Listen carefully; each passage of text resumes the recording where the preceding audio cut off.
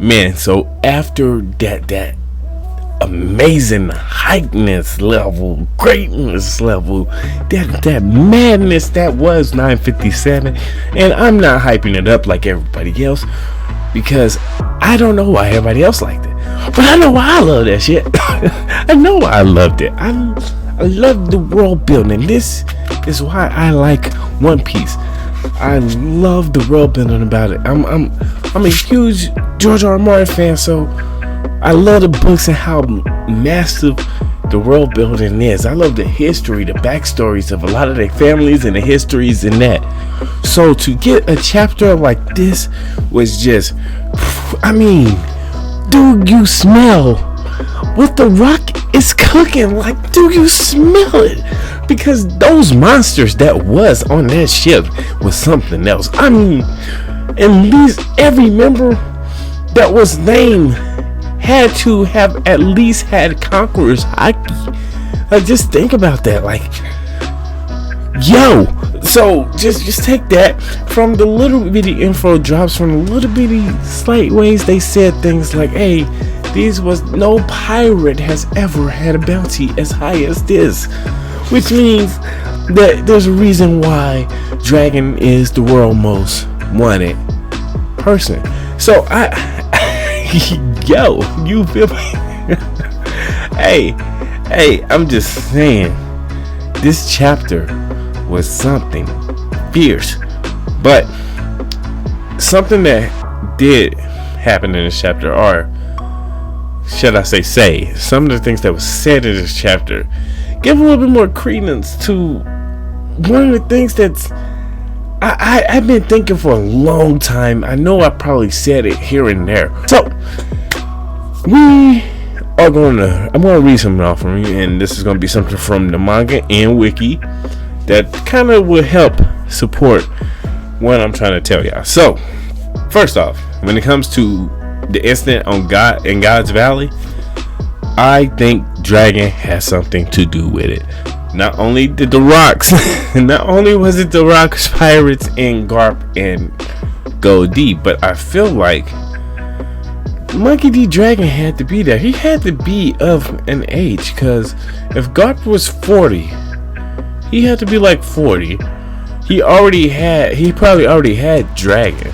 Dragon probably was already a teenager in the Marines, and he could have been there with Garp. He could have been underneath Garp. Like, we don't know who was all on Garp's ship. We don't even know most of Dragon's background.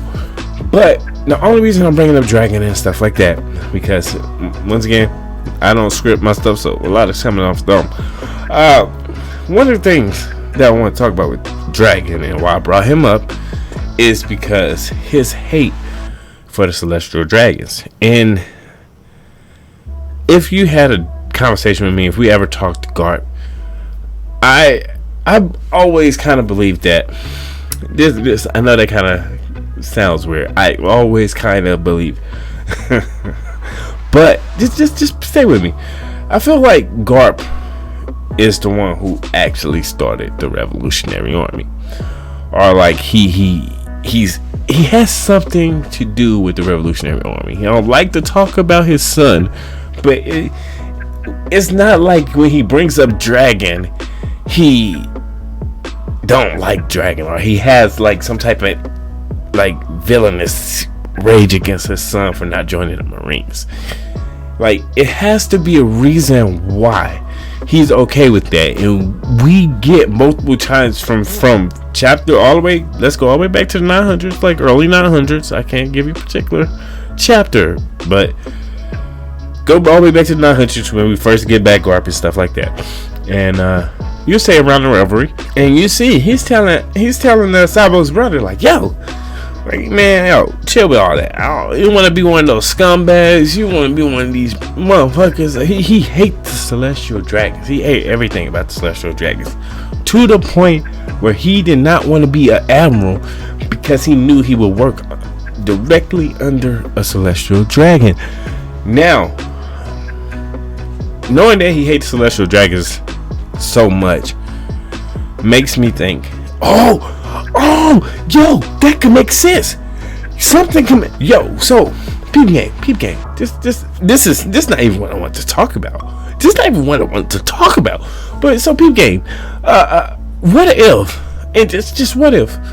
The whole thing that, and I've also said this, so you know what I mean. Everybody throw out theories here and there or something that might make sense, or whatever. But I threw this out once before. I said that maybe Garp or Dragon's mom, Garp's wife, or deceased wife. We don't know. We don't know about any one of the females of the Monkey D family. But what if Garp's wife or Dragon's dad? But what if the Celestial Dragons did something to Garp's wife, or because she was a Celestial Dragon, and maybe her mingling with a D, not only a D, but somebody that's of lower status. They supposed to be like gods in One Piece world. Somebody of lower status to the point where they killed her off, did something to her, enslaved her, did something to Dragon's dad or Dragon's mom and Garp's wife, to where they hate the Celestial Dragons. So, and remember, this would take place before God's Valley, because he already didn't want to talk about it, because he had to defend the Celestial Dragons and they slaves. So I mean, like, that's I don't know. That didn't make sense. Like, either it, or it could be, you could even say something like that, but Dragon, like they did something to Dragon wife, who was a Celestial Dragon. But I feel like Monkey D. Garp has a reason to hate Celestial Dragons. It's not no overall hate. Like he likes freedom just as much as Luffy. They all believe in something, like some type of freedom. Luffy, Garp, and Dragon. How they going about it is all different. Like, they all got different ways. But like I said, it's starting to look like Dragon got some of his stuff from his dad. Like, there's a reason his dad is okay with his son being in the Revolutionary Army, and we know he hates Celestial Dragons. But two and two together, if Dragon was underneath Garp, at some point he would have pushed Dragon to be a Marine, which he most likely did become a Marine. So a lot of people theory about Dragon becoming a Marine could be true, unless Garp just put him on the island like they did with Luffy. It's like, hey, survival of the fittest. But with his son, you would think he'd do something more of that. And not only that, but since they don't talk about their family, they don't ever say if they got brothers, sisters. You know what I mean? We don't know about the wife, the mom. We don't know nothing. So any of that is possible. But my original thing was to talk about if Garp was the one who started the Revolutionary Army. We know his hate for the Celestial Dragons. It gets more and more evidence every time. Before we get to, I feel like we're gonna get a little bit more backstory before we get to 1000, because we almost at 1000, and if it's gonna be 4 or 5 arcs or acts in Wano, then it's very possible that we're gonna get another stop in the mission. If Wano's supposed to be as big as Marineford, then this will explain why. We'll get a little bit more backstory. They bring in the Rocks Pirates in perfect time, and always remember, history has a tendency.